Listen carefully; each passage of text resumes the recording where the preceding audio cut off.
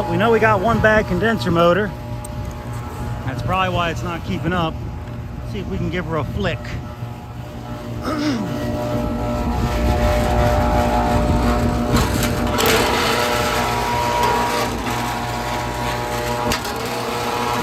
Maybe not. She is raising hell too. Shut it down. Let's shut it down. It seems to spin free. Look at that. See, it spins free. I wonder if we got a bad cap or something here. So it's not a York Sunline, it's a York Predator. And what happens to these sometimes is the wires going to the fan will drop down, and the blades of the fan will cut them, chop them right in half. Somebody's replaced this motor and just kind of put the capacitor right there. Shitty job. All right, let's check our capacitors, which should be in here. Should be.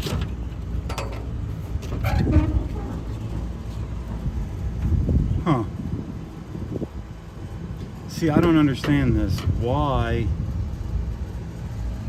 is there a capacitor in here when there's two capacitors here? Very peculiar.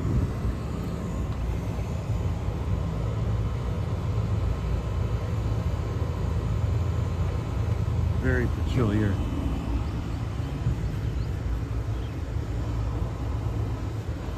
I'm gonna have to look. Which this is the one that's working, so.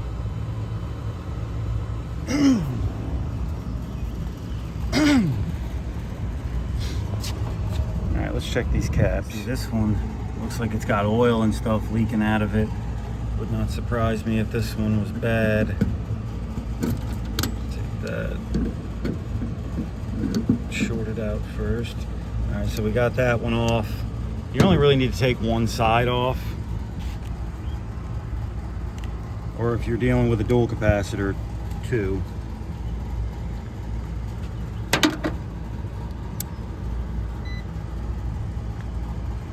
Alright, let's see here.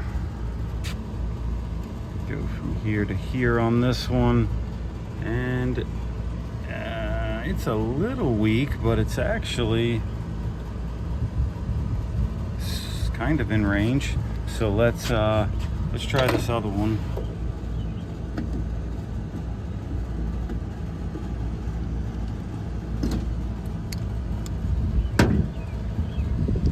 You would think that 9 point something would have been enough to start the motor. Let's go from here to here on this one. This one is very weak. All right, so we'll need to, let's check this one more time. We'll probably end up doing two capacitors, and I need to figure out why in God's name that other capacitor is over there like that.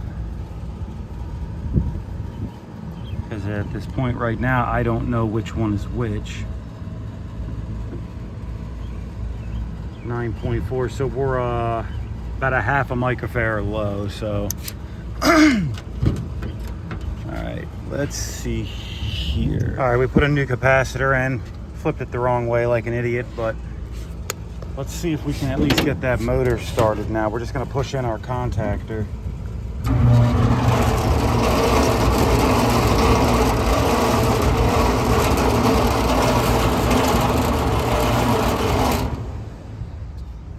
No luck. We got a bad motor.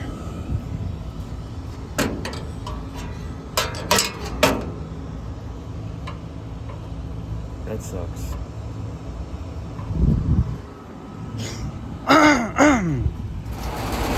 Well, it's at least running now. It's about to stop again, though.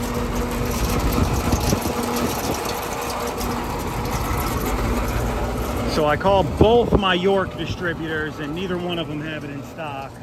One has 12 on order. The other one can get it in a day or two, according to their website.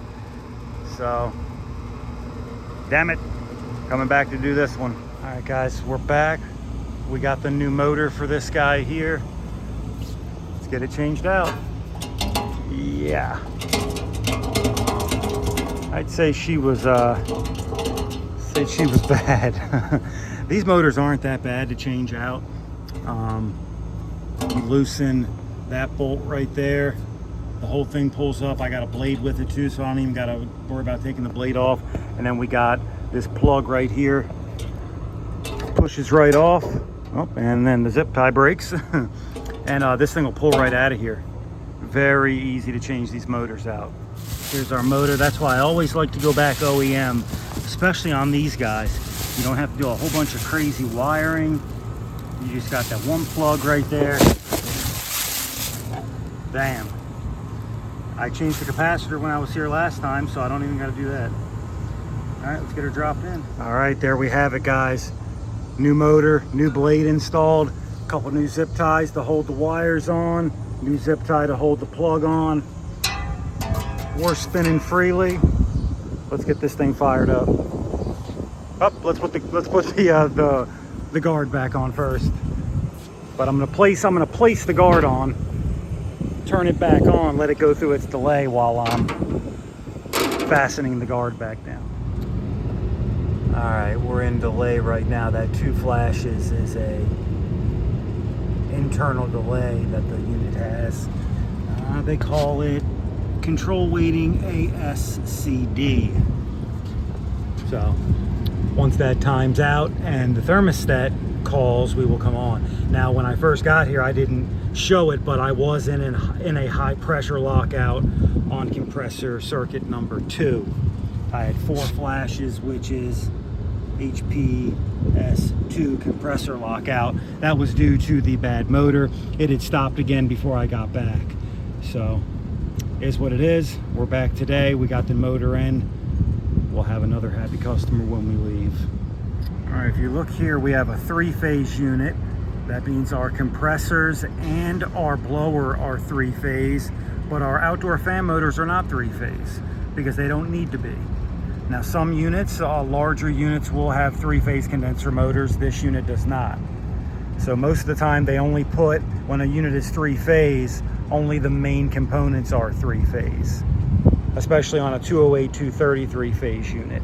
Now, if you have a 460 3-phase unit, sometimes you will have all your components 3-phase, but even then you will still find 460 volt single-phase condenser motors.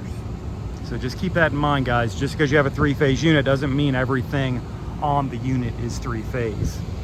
And on the same token, sometimes you will have a 3-phase air handler that only the heater pack is 3-phase, but everything else is single-phase. So keep an eye out for that also. All right, she's running, and so is she.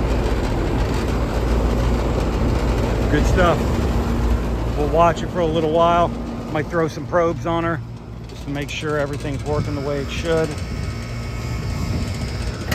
This is an older unit. I'll have to cross that serial number to see how old it actually is. It's got Bristol compressors in it. It is R22, so we know it's at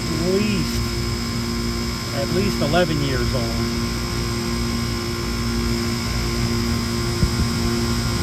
Both compressors are on right now. Both contactors are pulled in. Blower contactor pulled in, and our condenser fan contactor pulled in. That's our new capacitor we replaced last time we were here. Yep. Let's let her eat for a while. Filters were changed on the 8th, so we're good there. One thing to remember on these older York Predator units, if you have this door open to the compressor compartment and to the filters, it's drawing in a lot of outside air right now through right here, and it's also not draining properly.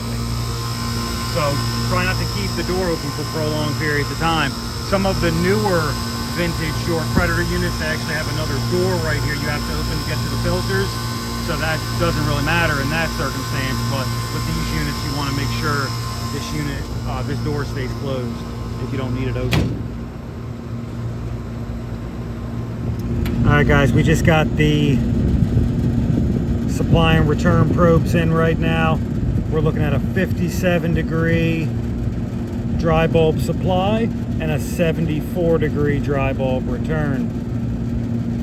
Not too shabby. Whole bunch of water. A little bit of slime in there. These rooftop ones are real easy to clean. Well, sometimes they don't even glue them, but you could just unscrew it right from here. But yeah, we got a little bit of slime. Clean that out real quick.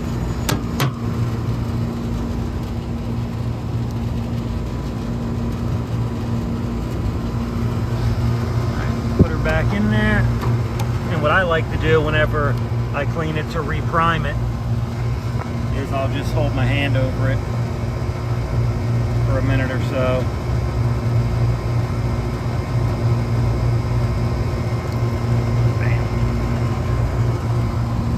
Alright guys, you're probably wondering what was going on with that other capacitor, and I forgot to film it, but that capacitor is not hooked up anymore. It's just taped to the wires in there from something someone did earlier in life. I don't know what that was about, but both capacitors that were inside the condenser or the electrical section were both capacitors for the motors.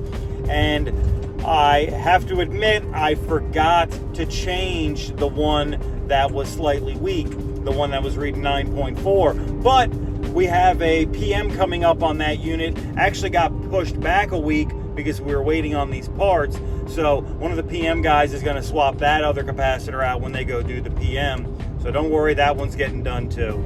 I did forget about that. That's on me. Either way, that unit's back up and running, back at 100%. They're cooling, and that was actually for a physical therapy office, so I know they're happy to have 100% of their air conditioning back. That's going to be it for this one, guys. So don't forget to like and subscribe. I appreciate every single one of you. I'll catch you on the next one.